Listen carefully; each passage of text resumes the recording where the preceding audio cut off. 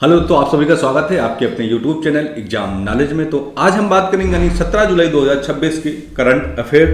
तो जिससे कि आप सभी को पता है कि हमारी जो करंट अफेयर जो क्लासेस चलती हैं वो डेली बेसिस पे चलती हैं। डेली आपको 10 MCQ के मॉडल्स आपको करंट अफेयर पढ़ाया जाता है। उसके साथ में आपको एक्सप्लेन करके भी सारी चीज़ें जो है वो बताई जाती है। तो इसलिए रिक्वेस्ट करते हैं कि प्लीज़ आप डेली बेसिस में 10 से 15 मिनट आप जरूर निकालिए। हमारी जो करंट अफेयर की जो क्लासेस चलती है उसको जरूर आप ध्यान से पढ़िए और समझिए। ठीक है, जैसे कि आपको पता है कि आपको जो भी आने वाले कॉम्पिटिटिव एग्जाम है, चाहे वो सेंट्रल गवर्नमेंट हो या स्टेट गवर्नमेंट का है, ये SSC जो भी एग्जाम है, उन सभी के लिए जो करंट का जो वर्चस्व है वो बहुत ही महत्वपूर्ण होता है। और आप सबको पता होगा करंट के अगर क्वेश्चन देखे जाए तो बहुत ज़्यादा करंट का क्वेश्चन जो है वो आते रहते हैं। तो इसमें क्या है कि 10 डेली बेसिस करंट अफेयर जो है वो हम पढ़ाते हैं और उसमें बहुत सारे ऐसे क्वेश्चन होते हैं जो इंपॉर्टेंट होते हैं। और इसलिए रिक्वेस्ट करते रहते हैं कि प्लीज़ आप लोग करंट क्लास जरूर आप लोग ज्वाइन करिए।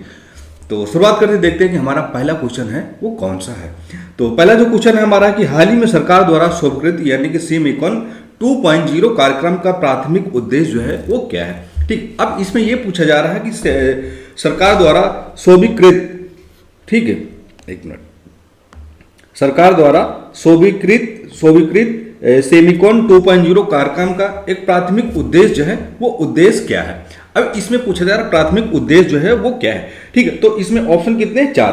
तो हम बात करते हैं इसके सही आंसर की, तो वो हो जाएगा हमारा ऑप्शन नंबर बी, यानी कि एक मजबूत और समग्र सेमीकंडक्टर डिजाइन और विनिर्माण परिस्थितिकी तंत्र का जो है वो क्या है, निर्माण करता है। तो स्वीकृत सेमिकॉन 2.0 जो है वो एक मजबूत और समग्र सेमीकंडक्टर डिजाइन और विनिर्माण परिस्थितिकी तंत्र का जो क्या है वो निर्माण करता है। अब इसमें है कि इलेक्ट्रॉनिक और सूचना प्रौद्योगिकी मंत्रालय यानी कि MAT द्वारा संचालित सेमिकॉन 2.0 का उद्देश्य है कि भारत को चिप डिजाइनिंग और नवाचार इनोवेशन में एक वैश्विक पावर हाउस बनाना है। ठीक है, क्या बनाना है? एक वैश्विक पावर हाउस बनाना, ताकि आयातित तकनीक पर निर्भरता को जो है क्या है कम किया जा सके। ठीक है, तो ये हमारा पहला क्वेश्चन हो गया। अब हम बढ़ते हैं नेक्स्ट क्वेश्चन की ओर, यानी क्वेश्चन नंबर हमारा जो है वो 2 है।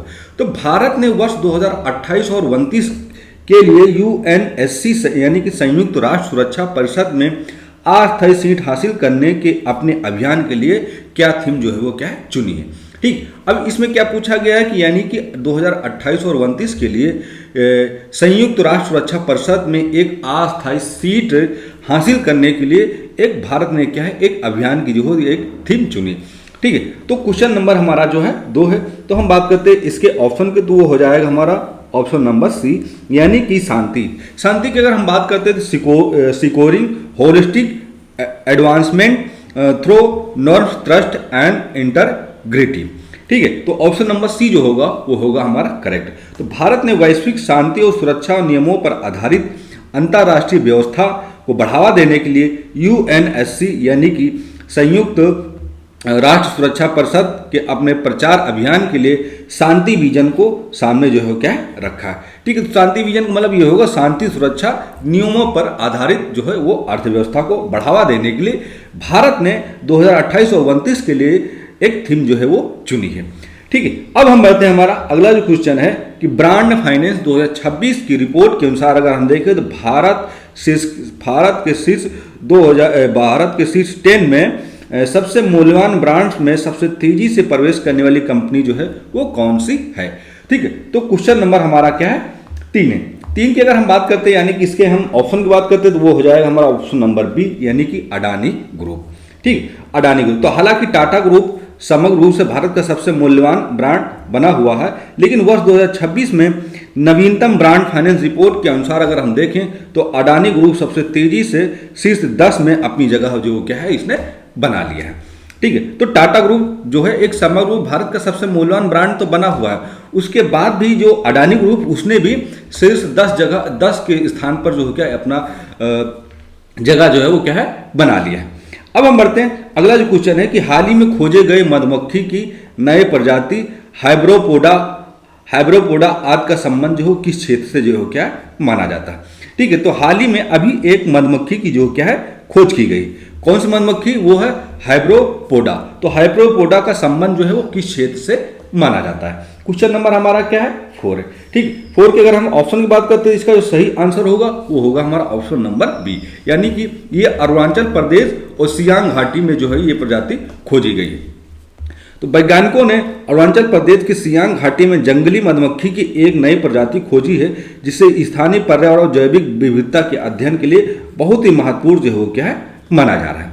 ठीक है, तो ये अरुणाचल प्रदेश की सियांग घाटी का जो जंगल है, उस जंगल में ये मधुमक्खी जो है खोजी गई। कौन सी मधुमक्खी? तो जिसे कि बताया हैब्रोपोडा मधुमक्खी जो उसकी जो क्या है खोज की गई, और जिसे स्थानीय पर्यावरण और जैव विविधता के अध्ययन के लिए एक बहुत ही महत्वपूर्ण जो क्या है माना जा रहा है। अब हम आते हैं, हमारा अगला जो क्वेश्चन है कि नलम, ठीक है, नलम टीएन ने चैट बॉट जो हाल ही में खबरों में रहा, किस राज्य के नागरिकों के लिए स्वास्थ्य सेवा को सरल बनाता है। यानी कि नलम एंटी चैट बॉट की अगर हम बात करते हैं तो ये हाल ही में एक खबरों के सिलसिले में जो ये रहा है, तो ये किस राज्य के नागरिकों के लिए स्वास्थ्य सेवाओं को सरल जो है क्या है बनाता है। तो क्वेश्चन नंबर हमारा क्या है 5। ठीक है, 5 की अगर हम बात करते हैं इसके ऑप्शन की, तो ये हो जाएगा हमारा ऑप्शन नंबर सी, यानी कि तमिलनाडु। तो तमिलनाडु सरकार द्वारा नालम एंटी AI चैटबॉट नागरिकों को अस्पताल में OPD यानी कि आउट पेशेंट पंजीकरण और अपॉइंटमेंट बुकिंग प्रक्रिया को आसान बनाने की में मदद कर सकता है। तो ये एक तरीके का पोर्टल है, ऐप के थ्रू जो होगा। ठीक है, तो तमिलनाडु सरकार ने ये एक नलम टीएन एक चैटबॉट जो है बनाया है। तो नागरिकों को क्या है, जो अस्पताल में जो भीड़ लगती थी, जो लोगों को भीड़ से लाइन लग के पर्चा वगैरह जो बनवाना रहता था, पंजीकरण रजिस्ट्रेशन वगैरह करवाना, तो उस चीज़ से आसानी के लिए ये एक पंजीकरण, आउट पेशेंट पंजीकरण, एक अपॉइंटमेंट बुकिंग प्रक्रिया के आसान बनाने के लिए तो इसकी जो क्या नलम एंटी चैटबॉट की जो क्या एक शुरुआत की है।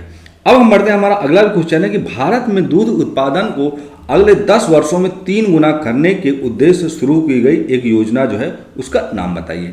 ठीक है, यानी कि 2026 चल रहा, अब पीछे आने वाले 10 वर्ष में यानी कि 2036 तक 3 गुना, यानी कि अगर अभी हमारे भारत देश में 2000 क्विंटल, 4000, 5000 क्विंटल है, तो आने वाले यानी कि 10 साल में 3 गुना, यानी कि कम से कम 20 क्विंटल, 20,000 क्विंटल, जो भी 3 गुना के अनुमान से उसको लक्ष्य रखा। तो उसके उद्देश्य के लिए एक योजना की जो क्या है सरकार ने शुरुआत किया है। तो क्वेश्चन नंबर हमारा क्या है 6 है। तो अगर हम बात करते हैं इसके ऑप्शन की, तो वो हो जाएगी हमारे ऑप्शन नंबर बी, यानी कि श्वेत क्रांति 2.0, यानी कि व्हाइट रेवोल्यूशन 2.0 की जो क्या है शुरुआत की है भारत सरकार ने।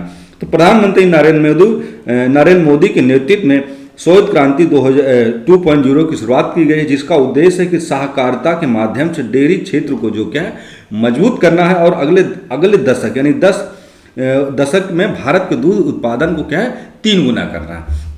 ठीक है, कितना करना है 3 गुना करना है। अब हम बढ़ते हैं, हमारा अगला जो क्वेश्चन कि हाल ही में सोनू परफॉर्मेंस में चर्चा रहा है, यानी कि सोनू परफॉर्मेंस जो है वो चर्चा में रहा। तो यह भारत के किस राज्य में स्थित प्राकृतिक गैस का एक नया भंडार क्षेत्र जो क्या है माना जाता है। ठीक है, तो क्वेश्चन नंबर हमारा क्या है 7 है।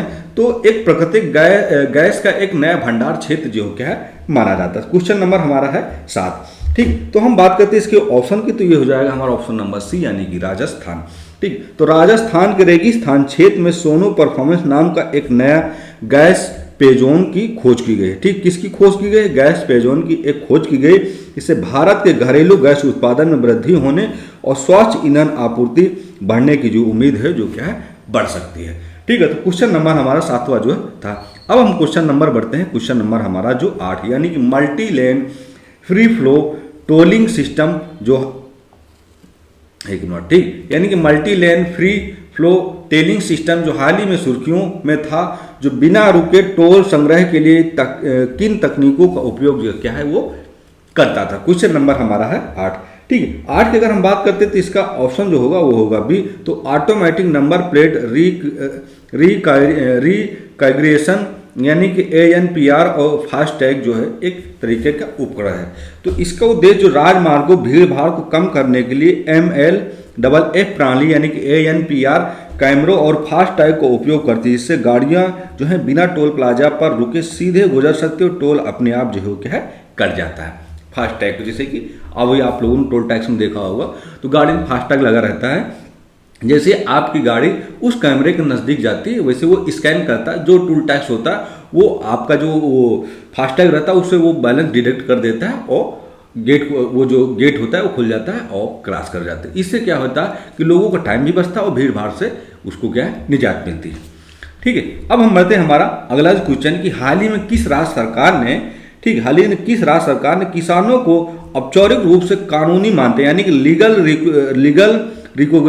रिकोगनेशन टू वुमेन फार्मर देने का एक ऐतिहासिक जो है क्या है निर्णय लिया। तो क्वेश्चन नंबर हमारा क्या है 9 है। ठीक है, 9 की अगर हम बात करते हैं इसके ऑप्शन के, तो ये हो जाएगा हमारा ऑप्शन नंबर सी। तो महाराष्ट्र सरकार ने महिला किसानों को एक औपचारिक रूप से कानूनी मान्यता जो हो कानूनी मान्यता देने का जो क्या है एक निर्णय लिया है।